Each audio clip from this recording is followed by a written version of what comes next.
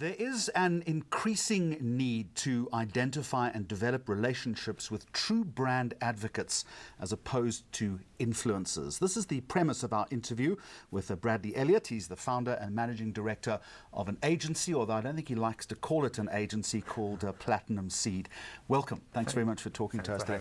We'll talk about whether it's a business consultancy or tech company or an agency in just a moment. But this is an interesting take. What's the premise of this discussion? I think the premise of the discussion is that we have, the big buzzword in our industry has been around big data, and big data has been a trend, and it's going to become a bigger trend in 2016. And I think what we're trying to advocate is actually just using the data we have already correctly and smartly. So we're advocating smart data and how that develops into identifying and building relationships with consumers as a brand. So I think we live in a world where we have so many data points, so much information on our consumers that we're not using correctly, that it actually gives us an opportunity to better build. Why are we unable to do that? Why are we unable to mine, analyze, and utilize this plethora of data successfully? I think the mining part is, but outside of privacy issues, if you can get around, not around that, but if someone freely gives you their data, I think the bigger issue is the tools to be able to analyze that data correctly and then actually communicate with that person one-on-one. And the problem comes in is that it all forms around strategy, I guess, at the premise. So what sort of tools are we talking about then? Well, I mean, you need tools that are able to take all of the data you're mining, put a nice dashboard over it, and be able to segment your audience according to their interests, their demographic data, maybe purchasing behavior. And then from there, actually, it's CRM in the traditional sense, but using the data that we have a lot more effectively. So there are tools out there, and you need quite a few of them. We've developed one called Continuon, which is more around the social CRM space.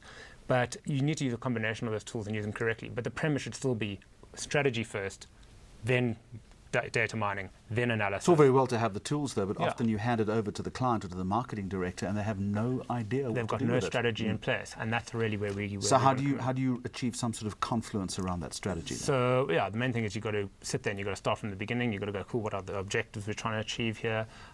We need to put together a communication strategy. How frequently do we engage with this consumer? What are we trying to get out of it? What value can we add to them, more importantly? Because our biggest argument is, say, how often have you received a piece of communication from a brand that you actually are quite loyal towards, but that has got absolutely nothing to do with your purchasing behavior or your affinity towards that brand. It's also moving from the them and us to the you and I. In other words, it's the personal relationship. Correct. But that, even though you have this data, is often very difficult to achieve. Why is that, and how do you overcome that particular obstacle? Yeah, that's a good question. I think the main thing is that people are becoming more and more aware of handing over data because it's been used so badly in the past, because it's almost invaded our privacy in the past. So what we always deem is, what is the value that you can add to that person? If you want to form a you and I relationship, it's really about trust. And once you've got the trust premise, then you can create loyalty in a relationship. With the inherent understanding that my needs change these days from hour to hour. 100%. And develop a tool that's going to measure that, and you've got me as a customer for life. 100%, provided that you're willing to give that information over. So, obviously customer lifetime value and the way consumers engage with brands over time changes a hell of a lot. And if we're able to track that, or if you create a loyalty with that consumer, they're most likely to carry on giving you that information about their preferences, their choices moving forward, which helps you deepen the relationship. Okay, Bradley Elliot, in conclusion, great theory and very interesting, but give me an example of how you have worked this to the benefit of a client and to its audience. Okay, so for our client Remy Martin, they've recently launched a fairly large campaign called One Life Live Them. We looked at their ecosystem of all their various marketing touch points. We then drive recruitment to an app or microsite where we gather social data using our tool called Continuon, and also public data and private data that they give us. We then segment that audience according to their interests, organic interests that we've actually tracked in their own social media space. So without them having to go, I like food, we can actually, there's no bias involved because we've actually organically seen the type of content they engage with.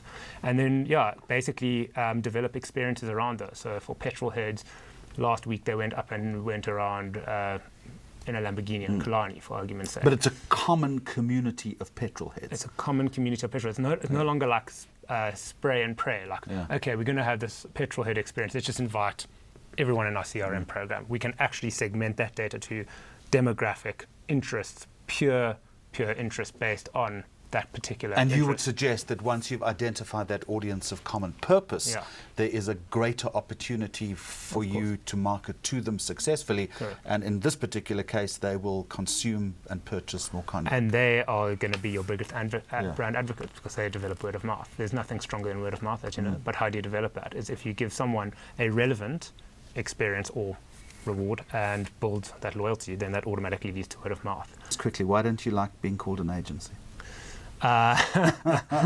We just believe that the agency model, it gives clients a lot of context, which is great, but for us the model is very much about selling time, and we don't like to see people as commodities. We like to see people, we like to sell IP, put it that way. Based in Cape Town, but I understand doing a lot of travelling through to Johannesburg. Bradley Elliot, Managing Director at Platinum Seed. Thank you. Thank you, Jeremy.